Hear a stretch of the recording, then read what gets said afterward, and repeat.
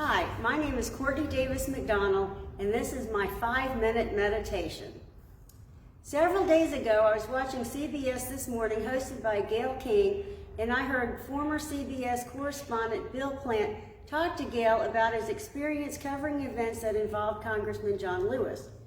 Bill Plant was 27 years old when he covered the story of Edmund Pettus Bridge, and he continued to follow events that Congressman John Lewis participated in throughout his long career.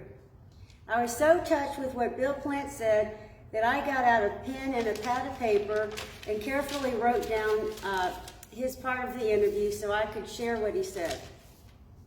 Former CBS correspondent Bill Plant said, quote, "We know now that with all the things that have happened since the March at Selma, it hasn't ended racism, it still exists.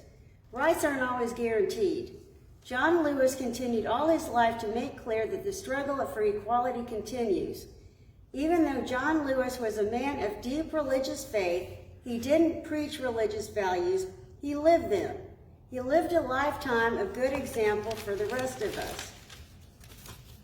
Repeat, John Lewis did not preach religious values, he lived them. He lived a lifetime of good example for the rest of us. John Lewis always said that what he did was to get in the way, making trouble, good trouble.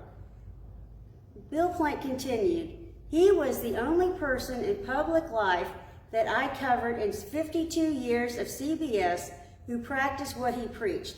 You can't say that about anybody else. You just can't," unquote.